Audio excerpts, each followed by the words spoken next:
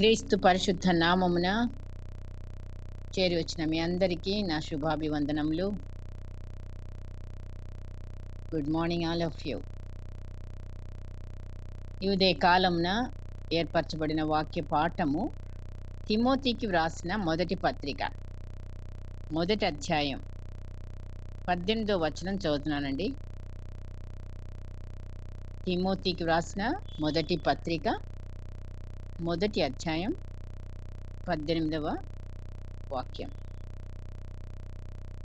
నా కుమారుడవైన తిమోతి, నీవు విశ్వాసమును మంచి మనస్సాక్షియు కలిగిన వాడవై నిన్ను గూర్చి ముందుగా చెప్పబడిన ప్రవచనముల చొప్పున ఈ మంచి పోరాటము పోరాడవలెనని వాటిని బట్టి ఈ ఆజ్ఞను నీకు అప్పగించుచున్నాను.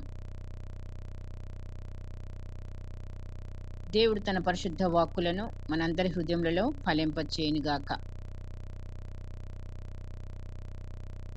పౌలు గారు తిమోతికి వ్రాస్తూ, నా కుమారుడువైన తిమోతి, నీవు విశ్వాసమును మంచి మనస్సాక్షియు కలిగిన వాడవై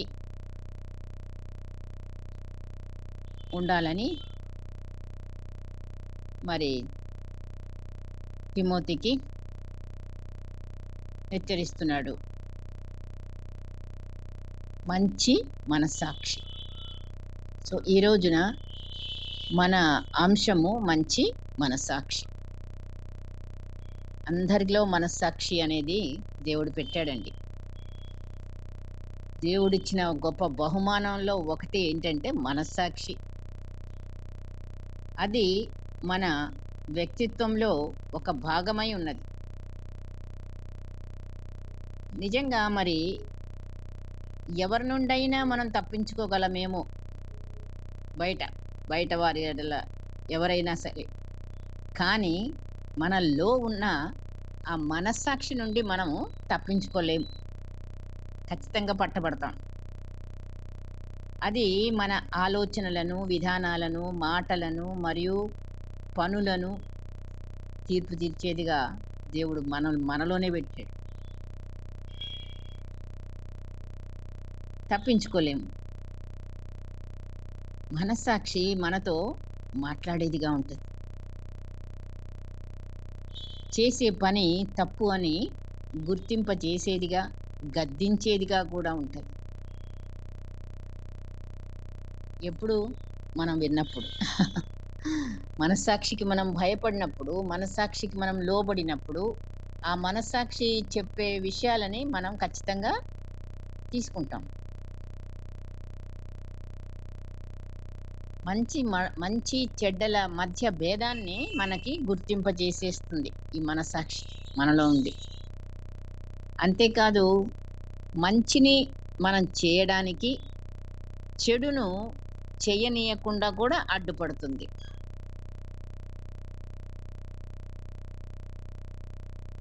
మంచి చేసినప్పుడు మనకి జ్ఞానం అధికమవుతుంది, సమాధానం పొందుకుంటాం. అలా దేవునిలో ఎదగడానికి సహాయపడుతుంది.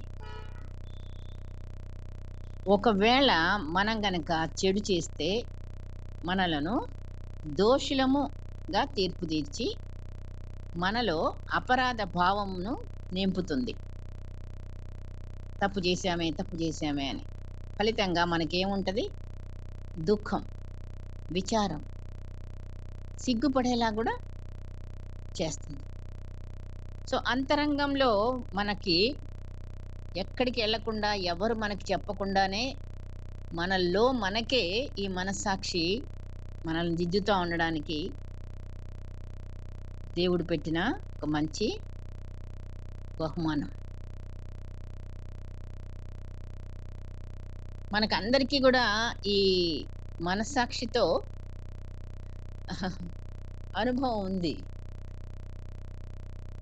కదా అండి? అవును.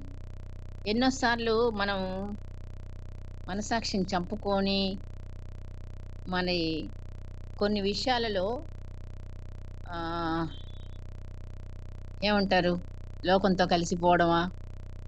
ఆ తప్పుని సమర్థించుకోవడమా? మనం చేసిన పొరపాట్లను సమర్థించుకోవడంలో ఇలాగా మనస్సాక్షిని మనం పక్కన పెడతా ఉంటాం. మనసాక్షి మనల్ని ఎంత తొందర పెడుతున్నా సరే ఆ! మనం కొన్నిసార్లు మనస్సాక్షిని దూరంగా ఉంచడానికి ప్రయత్నం చేస్తుంటాం. కానీ మనకి వాక్యం ద్వారా దేవుడు ఏదో రకంగా మనల్ని హెచ్చరించడం జరుగుతా ఉంటది.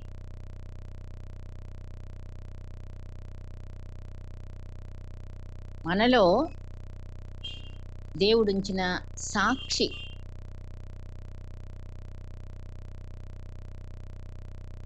మరి పరిశుద్ధాత్ముడు మన మనస్సాక్షిని ఏం చేస్తాడు? స్థిరపరుస్తా ఉంటాడు. దృఢపరుస్తా ఉంటాడు. మనస్సాక్షిని జీవింపచేస్తూ ఉంటాడు. శుద్ధీకరిస్తూ ఉంటాడు. పరిశుద్ధాత్ముడు నిత్యము మనలో ఉంటే ఖచ్చితంగా మన మనస్సాక్షి ఇంకా ఇంకా ఆ! నూతనపరచబడతా ఉంటది. ఆ రకంగా మనము ఆత్మీయంగా దేవునిలో స్థిరపరచబడతా ఉంటాం. మన విశ్వాసాలు దృఢపరచబడతా ఉంటాయి. నీతిని అనుసరిస్తాం. న్యాయాన్ని అనుసరిస్తాం. సత్యంలో నిలబడతాం. ఇవన్నీ కూడా మరి దేవునిలో వెలుగులో నడుచుకోవడానికి మనస్సాక్షి మనకెంతో ఉపయోగం. అందుకే దేవుడు మనలోనే మన మనస్సాక్షిని పెట్టి అక్కడే మనల్ని కరెక్ట్ చేయడానికి దేవుడు మనస్సాక్షి ద్వారా మాట్లాడుతుంటాడు.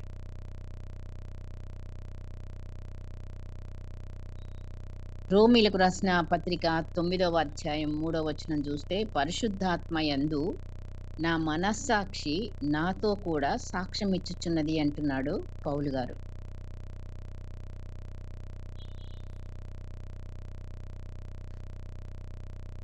మనలో ఉండి సాక్ష్యం ఇవ్వడానికి మనస్సాక్షి మనకెంతో దోహదపడతా ఉంటుంది. అలాగే మరి ఇంకా చాలా రిఫరెన్సెస్ చూడాలనుకుంటే ఉన్నాయి కొన్ని. మరి 2వ కొరింథీయులకు మొదటి అధ్యాయం 2వ కొరింథీ పత్రిక మొదటి అధ్యాయం 12వ వచనం. మా అతిశయమేమనగా లౌకిక జ్ఞానమును అనుసరింపక దేవుడు అనుగ్రహించు పరిశుద్ధాత్మతోను నిష్కాపట్యముతోను దేవుని కృపనే అనుసరించి లోకములో నడుచుకుంటుమనియు విశేషముగా మీ ఎడలను నడుచుకుంటుమనియు మా మనస్సాక్షి సాక్ష్యమిచ్చుటయే. ఎవరో కాదు బయటోళ్ళు సాక్ష్యం ఇవ్వాల్సింది. మేము మీ దగ్గర ఎలాగున్నామో, ఎంత పరిశుద్ధతతో ఉన్నామో, ఎంత నిష్కాపటంతో ఉన్నామో, నిష్కపటంగా మరి అది దానికి సాక్ష్యం ఎవరు కాదు, మా మనస్సాక్షి అంటున్నాడు పౌలు.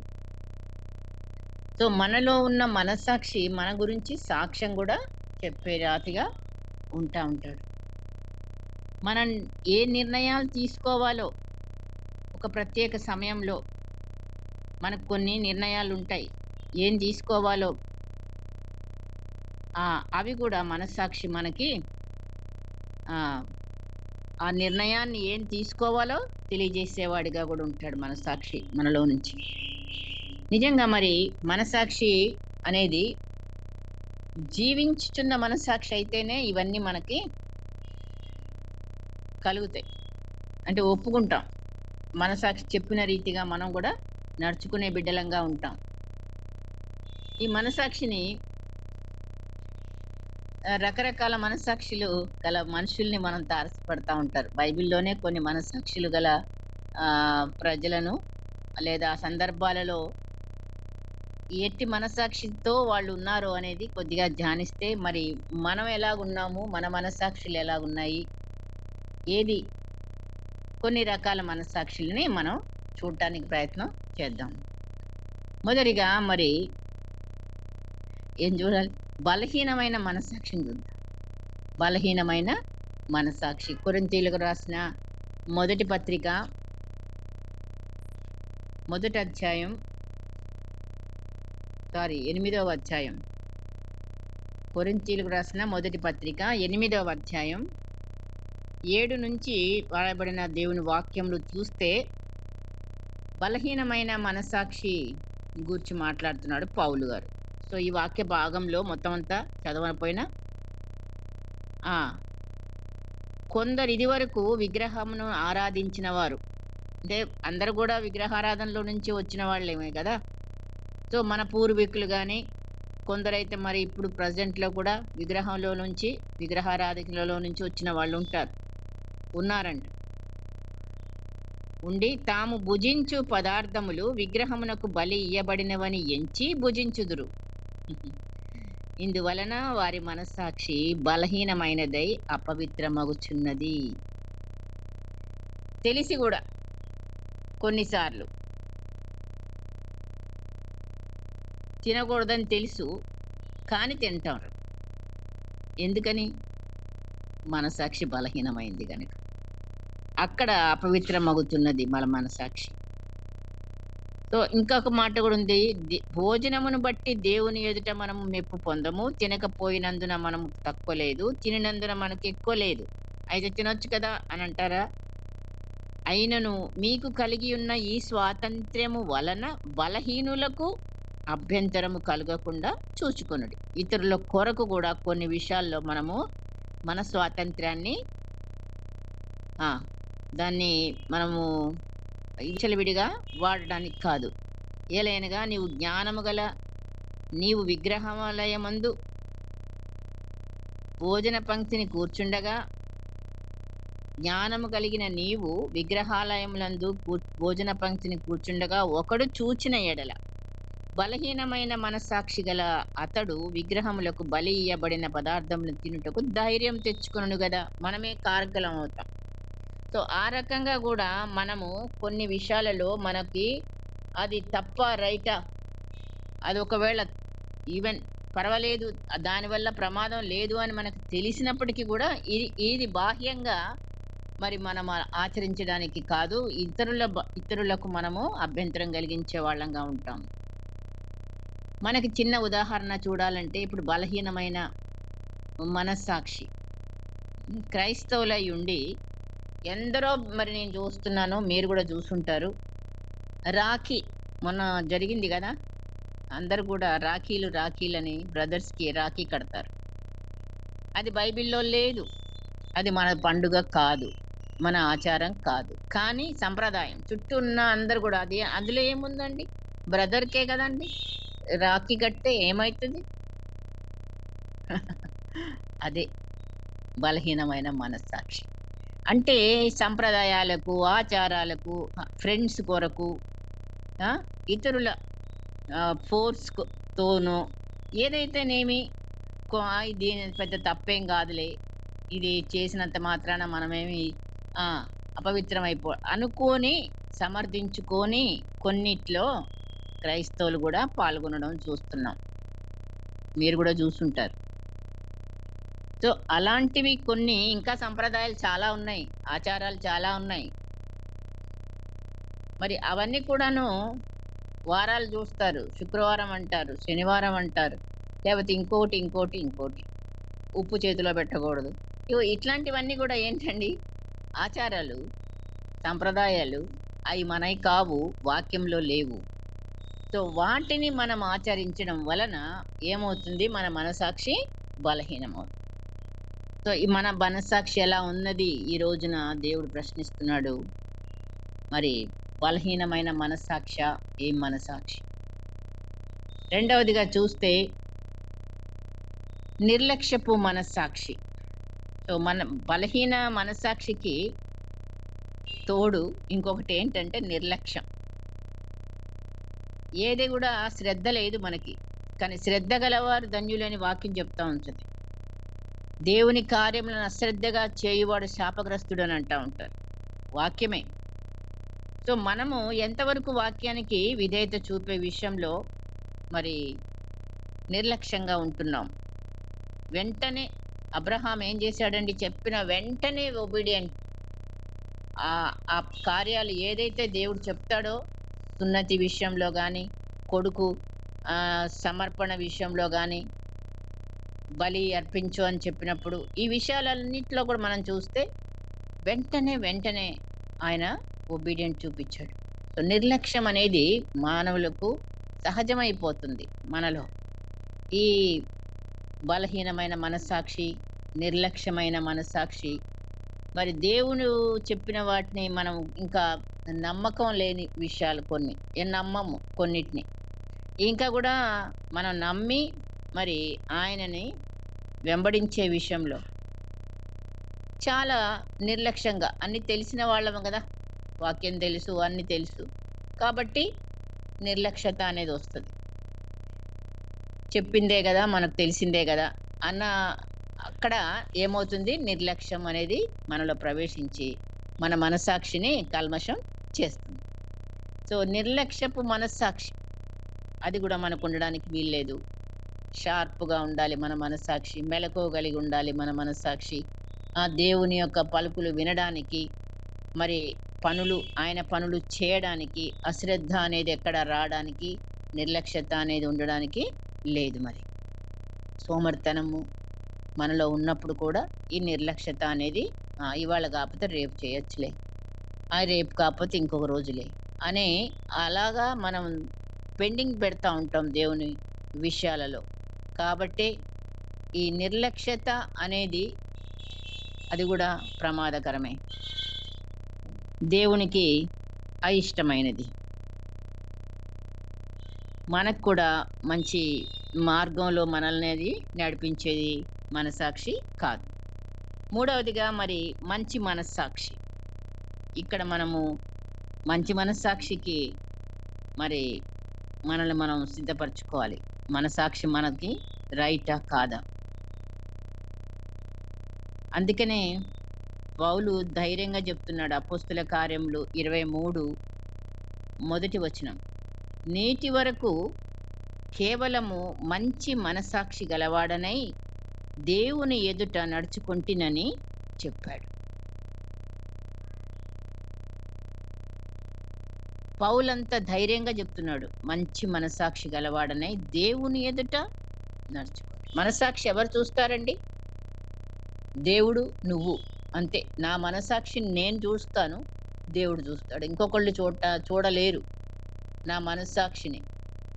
అక్కడ లోపలుండి నన్ను గద్దిస్తది. నా మనస్సాక్షి ఎలాగున్నది సంగతి దేవుడికే తెలిసేది. కనుకనే దేవుని ఎదుట మంచి మనస్సాక్షి గలవాడినై నడుచుకుంటున్నానని తాను నడుచుకుంటూ తిమోతికి మరి ఇప్పుడు మనం చదివిన వాక్య భాగంలో మంచి పోరాటము పోరాడము, నీవు విశ్వాసమును మంచి మనస్సాక్షి గలవాడవై పోరాడము అని ఆయన్ని హెచ్చరిస్తున్నాడు మనం చదివిన వాక్యం.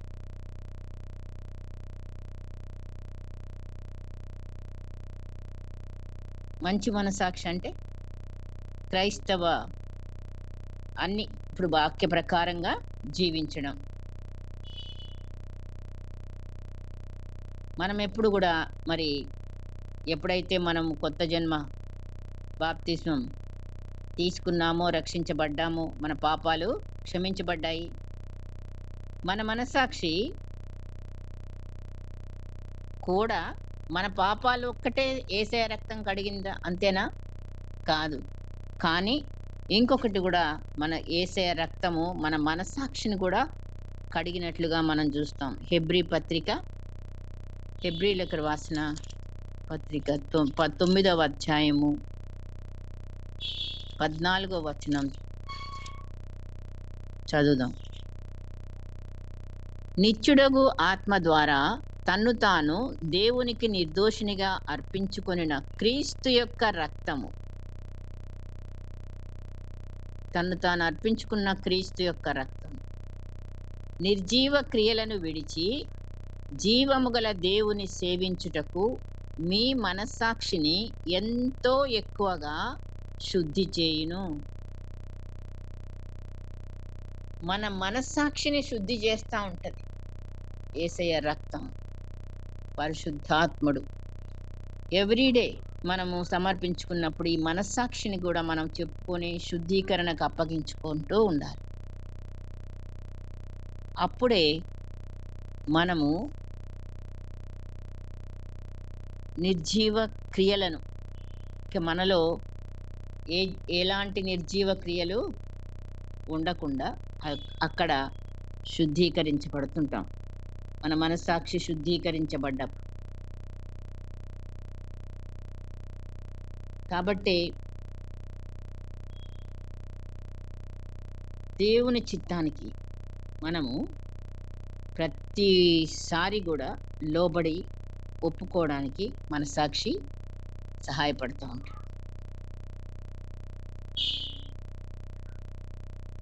తిమోతికి రాసిన మొదటి పత్రికలో 5వ వచనం కూడా చదువుదామా?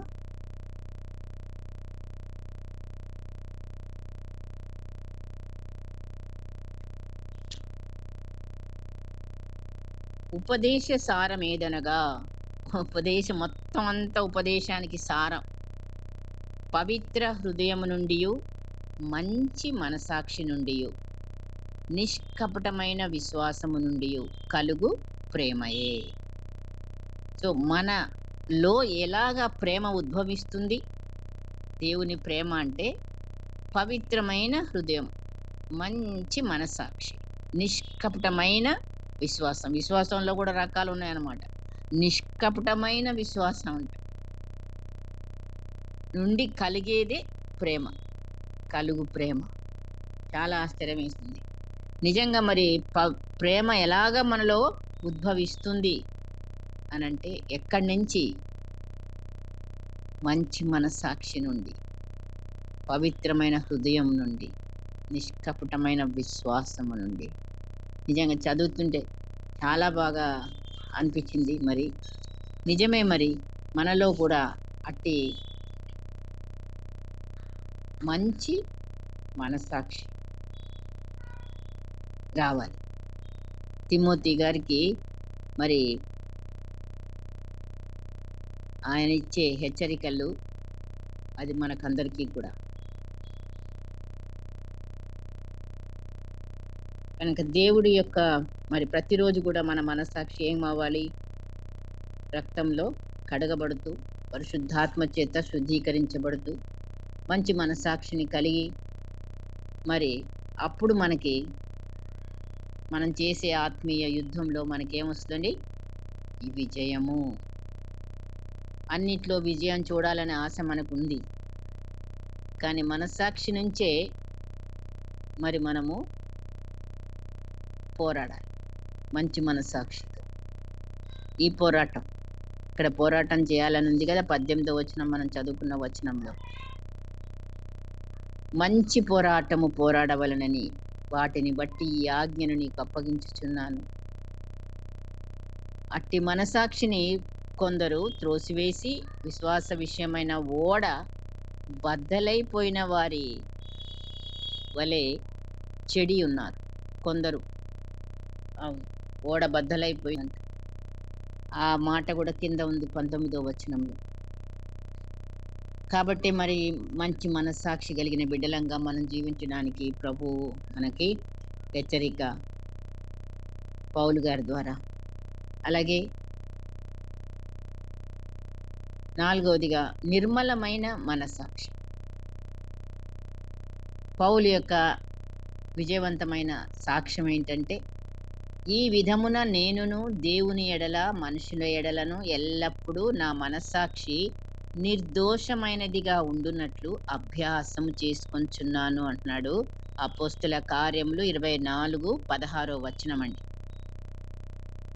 అతడు క్రీస్తుకు సాక్షిగా, క్రీస్తును మహిమపరిచే జీవితం జీవించాలని మాత్రమే కాకుండా అతని మనస్సాక్షి వెలుగులో దేవుని ఎదుట, మనుషుల ఎదుట నిందారహితంగా ఉండడానికి కోరుకున్నాడు. కాబట్టి నిర్మలమైన మనస్సాక్షితో నేను సేవించుచున్న దేవునికి కృతజ్ఞుడనై ఉన్నాను. 2వ తిమోతి 1:3 వచనం అండి మాట. 2వ తిమోతి 1:3 వచనం.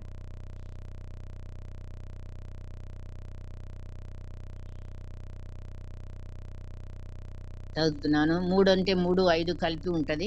నా ప్రార్థనల యందు ఎడతెగక నిన్ను జ్ఞాపకం చేసుకొనుచు తిమోతికి రాస్తున్నాడు రెండవ పత్రిక. నీ కన్నీళ్లను తలుచుకొని నాకు సంపూర్ణ ఆనందము కలుగుటకై నిన్ను చూడవలెనని రేయింబగలు అపేక్షించుచు నీ యందున్న నిష్కపటమైన విశ్వాసమును జ్ఞాపకం చేసుకొని నా పితురాచార ప్రకారము నిర్మలమైన మనస్సాక్షితో నేను సేవించుచున్న దేవుని ఎడల కృతజ్ఞుడనై ఉన్నాను. నిర్మలమైన మనస్సాక్షి మనలో కృతజ్ఞత దేవునికి కలుగజేస్తుంది, దేవుని ఎడల. సో మనం ఎల్లప్పుడూ దేవునికి కృతజ్ఞతా బుద్ధి కలిగిన వారమై ఉన్నప్పుడు మనలో మనస్సాక్షి, నిర్మలమైన మనస్సాక్షి పనిచేస్తుంది అనమాట. ఆ నిర్మలమైన మనస్సాక్షి కలిగి బిడ్డలే మరి దేవునికి ఎల్లప్పుడూ కృతజ్ఞుడనే ఉన్నానంటున్నాడు. ఆయనను సేవించుటను మనము నిత్యము నిర్మలమైన మనస్సాక్షితో నేను సేవించుచున్న దేవునికి కృతజ్ఞుడనై ఉన్నాను. విశ్వాస మర్మమును పవిత్రమైన మనస్సాక్షితో గైకొను వారై ఉండవలనని పరిచారకులను వేడుకొనుచున్నాను అంటున్నాడు. 1 తిమోతి 3:9. సో పరిచారకులు కూడా ఆయన చెప్తున్నాడు అనమాట. విశ్వాస మర్మమును పవిత్రమైన మనస్సాక్షితో గైకొన వారై ఉండవలెను. అక్కడ ఒక్కొక్కళ్ళకి చెప్తాడు, అధ్యక్షుడు ఎలా ఉండాలి, నిందారహితుడుగా అట్లా అన్నమాట. అవన్నీ చెప్తూ పరిచారకుల విషయంలోకి వచ్చినప్పుడు మరి వాళ్ళు ఎలా ఉండాలి, పవిత్రమైన మనస్సాక్షి గలవారై ఉండాలి అన్న విషయాన్ని కూడా. సో నిర్మలమైన మనస్సాక్షి మరి మనం కలిగి ఉన్నామా? నెక్స్ట్ చూస్తే మంచి మనస్సాక్షికి ఆపోజిట్ చెడు మనస్సాక్షి కదా, చెడిపోయిన మనస్సాక్షి. అది ఎట్లా ఉంటుందంటే అపరాధ భావము గల మనస్సాక్షి. అపరాధ భావం అంటే మనం పాపం చేసి అపరాధ భావం కలిగి ఉంటాం. ఒక పాపంలో పడ్డాము అయ్యోయ్యో అని మనం ఫీల్ అయ్యి మనం పశ్చాత్తాపం పొందుతాము, దేవుని దగ్గర క్షమాపణ వేడుకుంటాము. బట్ ఇంకా కూడా ఆ అపరాధ భావం పోదు. అలాంటి మనసాక్షి, ఆ తలంపులు అపరాధులుగా మనం ఇంకా కూడా కొనసాగుతున్నామన్న భావన, తప్పు చేసినాము, ఆ అపరాధమును ఒప్పింపజేశాడు పరిశుద్ధాత్ముడు, మరి మనము పశ్చాత్తాపడ్డాము, ఒప్పుకున్నాము, క్షమాపణ మరి పొందుకున్నాము అన్నీ అయినా కూడా ఇంకా కూడా మనలో అంతరంగంలో మరి అపరాధ భావం అనేది కొనసాగవచ్చు ఒక్కొక్కసారి. సో అది మంచి మనసాక్షి కాదు. మనస్సాక్షిని క్రీస్తు యొక్క రక్తం శుద్ధీకరించి పడిన తర్వాత మనం శుద్ధులమయ్యాము, మనస్సాక్షి నిర్మలమైంది, మనస్సాక్షి మంచి మనస్సాక్షి అయింది.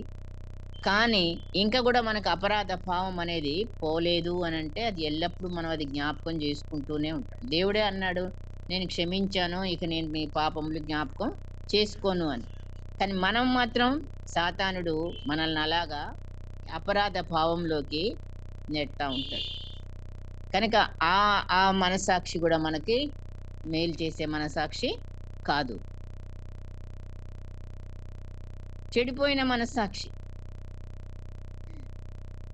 అంటే ఎవరైతే నమ్మలేదో దేవుణ్ణి వారు చెడిపోయిన ప్రజలుగా మరి పౌలు చెప్తున్నట్టుగా చూస్తాం. నిజముగా ఇక్కడ చూస్తే తీతు పత్రిక చూడండి, తీతు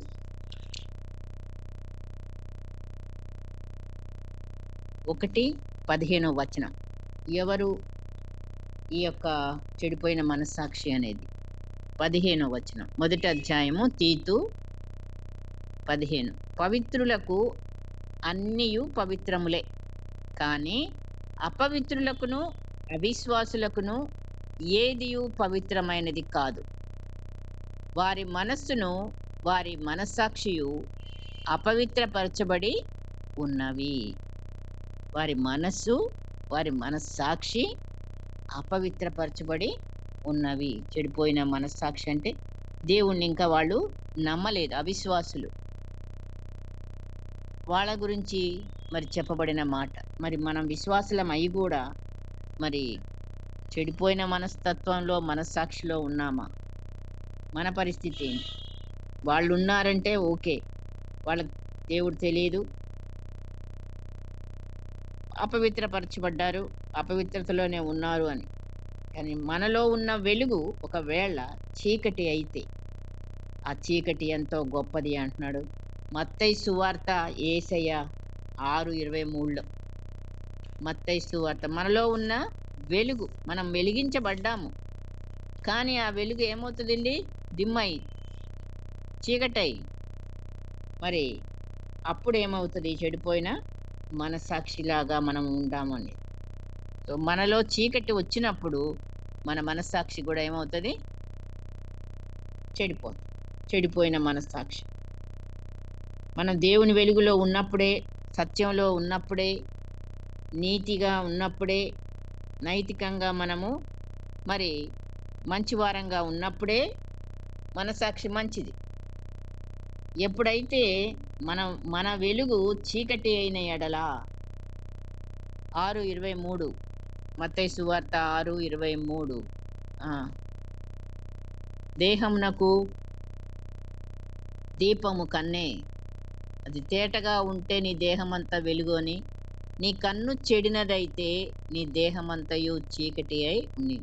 నీలోనున్న వెలుగు చీకటి అయి ఉండిన ఎడల ఆ చీకటి ఎంతో గొప్పది. కాబట్టి మనం మనస్సాక్షి నైతికంగా దిగజారి చీకటిలో ఉన్నప్పుడు మరి మనము చెడిపోయిన మనస్సాక్షి కలిగిన బిడ్డలంగా ఉంటాం. కాబట్టి అప్పుడు మన నడత ఎలాగుంటది? మన మనస్సాక్షి ఏంటో అదే నడిపిస్తది. ఆ చెడులోకే నడిపిస్తది. మనం పరిశుద్ధంగా ఉంటే, మన మనస్సాక్షి నిర్మలంగా ఉంటే, మంచిగా ఉంటేనే మనం దేవుణ్ణి వెంబడిస్తాం, వాక్యాన్ని అనుసరిస్తాం. ఇంకొక మనస్సాక్షి చివరిగా వాతవేయబడిన మనస్సాక్షి.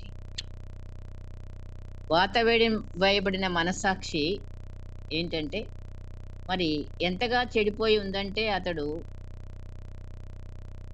మరి అది తెలిసిన దానిని, ఇప్పుడు మనకు పాపమని తెలుసు. అయినప్పటికీ దాన్ని చేయొచ్చు ధైర్యంగా. ఎంత బాగా అంటే ఆ మనస్సాక్షి గద్దింపులనన్నిటి కూడా ఏం చేశాడు? స్విచ్ ఆఫ్ చేస్తా వచ్చాడనమాట. మనకి కొన్నిసార్లు మనస్సాక్షి లోపల నుంచి గద్దిస్తా ఉంటే, ఓ 4 సార్లు గద్దించి ఇక మనస్సాక్షి బలహీనమైపోయి కూర్చుంటదని. ఇంక మళ్ళీ చెప్పదు. ఎందుకంటే మనము ఆ మాట వింటలేదు కదా! మన దారి మనదయిపోతది. మనం చేయాల్సిన కీడు, చేయాల్సిన పాపం ఫోర్స్ చేసినప్పుడు, ఆ మాట తప్పని తెలిసి గూడా చేసేదే వాత వేయబడిన మనస్సాక్షి. ఈ మాట మరి మొదటి తిమోతి పత్రికలోనే 4వ అధ్యాయము 2వ వచనం. మొదటి 2 వచనాలు చదువుతున్నా. అయితే కడవరి దినములలో కొందరు అబద్ధికుల వేషధారణ వలన మోసపరుచు ఆత్మల యందును దయ్యముల బోధ యందును లక్ష్యముంచి విశ్వాస భ్రష్టులగుదురని ఆత్మ తేటగా చెప్పుచున్నాడు. ఆ అబద్ధికులు ఎవరంటే వాత వేయబడిన మనస్సాక్షి గలవారై కొన్ని చేయవలసిన చేయరాదని వివాహము నిషేధించుచు సత్య విషయమై అనుభవ జ్ఞానము గల విశ్వాసులు కృతజ్ఞతాస్తులు చెల్లించి పుచ్చుకుని నిమిత్తము దేవుడు సృజించిన ఆహార వస్తువులు కొన్నిటిని తినుట మానవలనని చెప్పుచుందురు. కొన్ని ఇలాంటివన్నీ కూడా అబద్ధ బోధకులు చెప్పే విషయాలు నమ్మిన వారు, మరి మనకు తెలుసు వాక్యము, మనకు తెలుసు ఏది చెయ్యాలో ఏది చేయకూడదో, అయినా కూడా మనము మన మొగ్గు ఎటు చూపిస్తున్నాము అది చేసినప్పుడు మనం వాత వేయబడిన బిడ్డలంగా కనబడతాం. చీకటికి పక్కకు తొలుగుతాం, చీకటిలోనే వెళ్ళిపోవడానికి.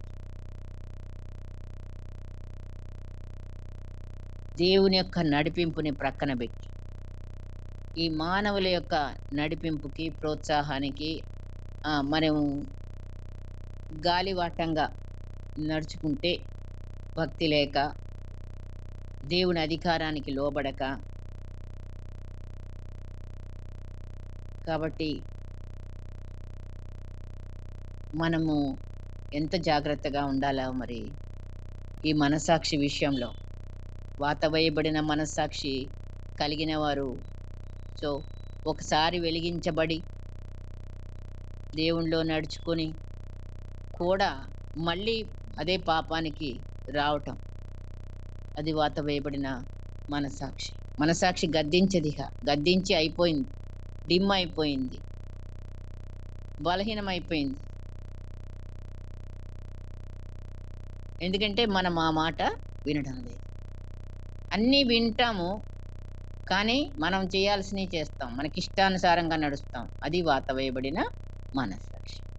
దేవుని యొక్క ఆత్మ ఏం చెప్తున్నది, ఏది తప్పు ఏది రైటు, మన మనస్సాక్షి కూడా చెప్పి గద్దిస్తూ ఉంటా కూడా, బయట వాళ్ళు వాక్యం ద్వారా చెప్పినా సరే మనం మాత్రం మొద్దుబారి ఉంటాం అన్నమాట, అది వినకుండా.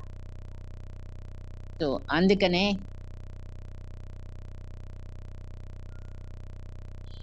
కొరింథీ మొదటి పత్రికలో మరి పౌలు గారు అంటున్నాడు, 4వ అధ్యాయము 4వ వచనం, నా యందు నాకు ఏ దోషము కానరాదు, అయినను ఇందు వలన నీతిమంతుడుగా నా యందు నాకు ఏ దోషమును కానరాదు, అయినను ఇందు వలన నీతిమంతుడుగా ఎంచబడను, నన్ను విమర్శించువాడు ప్రభువే. ఎంత మాట! కాబట్టి మనకే ఈ దోషం కనబడదు, ఎవరికి వాళ్ళకి, కానీ విమర్శించువాడు ప్రభువే అని ఒప్పుకుంటున్నాడు.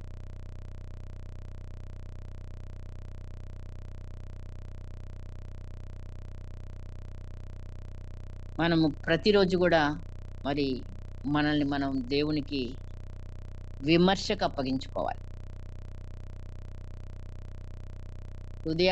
హృదయానుసారుడైన దావీదు మరి ఏం చేశాడు? ప్రార్థన, నా హృదయమును పరిశీలించుము, పరీక్షించుము, నీకు ఆయాసకరమైనది ఏదైనా ఉన్నదేమో దాని నుండి నాకు విడుదల ఇమ్మని ప్రార్థన చేస్తాం.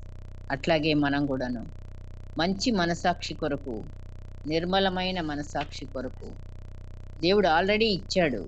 దాన్ని మనము మరి మాట విని ఆ మనసాక్షికి మనము వాక్య ప్రకారంగా ఆ గద్దింపుకు మనం లోబడ్డప్పుడు మనము సమాధానము, సంతోషము, దేవునికి దగ్గరగా పరిశుద్ధంగా జీవించడానికి మన మనసాక్షి ఎంతో తోడ్పడుతుంది. అట్టి మనసాక్షి కలిగిన వారంగా, దేవుణ్ణి మహిమపరిచే వారంగా ఉండడానికి పరిశుద్ధాత్మ దేవుడు మనకి సహాయము చేయనుగాక. ప్రార్థన చేసుకుందాం. పరిశుద్ధుడా, ఈ ఉదయకాలంన ప్రభువా, నా మనస్సాక్షితో నీవు మాట్లాడినందుకై నీకు వందనాలు, స్తోత్రాలు. ఎట్టి మనస్సాక్షి నేను కలిగి ఉన్నానో పరిశీలించుకోవడానికి, పరీక్షించడానికి అయా, మరి చెడు మనస్సాక్షికి తావివ్వకుండా ప్రభువా మంచి మనస్సాక్షిని కలిగి తండ్రి నీ బిడ్డలముగా ఇంకొకరిని ప్రోత్సాహపరచుటకు పౌలు వలె తండ్రి నిర్దోషమైన నిర్మలమైన మనస్సాక్షితో నిన్ను ఆరాధించే బిడ్డలముగా ఉండడానికి నాయనా మాకందరికీ కూడాను అట్టి మంచి మనస్సాక్షిని అనుగ్రహించి ఉన్న మనస్సాక్షి నీవు ఇచ్చావు నాయన.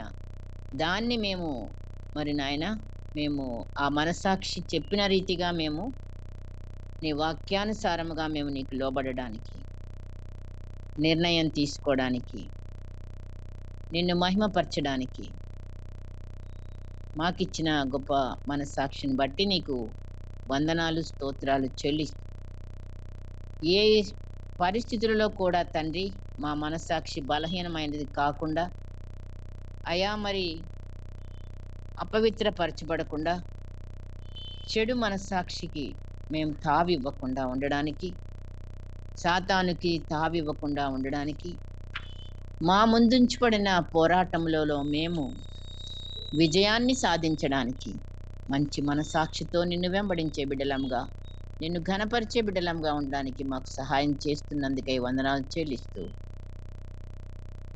ఈ బిడ్డలను నన్ను మమ్ములను నీ కృపాసనం మీద ఎత్తి పట్టుకొనొచ్చు. నీ ఆశీర్వాదమునకి అప్పగించుకుంటూ యేసు పరిశుద్ధ నామమున అడిగి వేడుకొనుచున్నాము తండ్రి. ఆమేన్.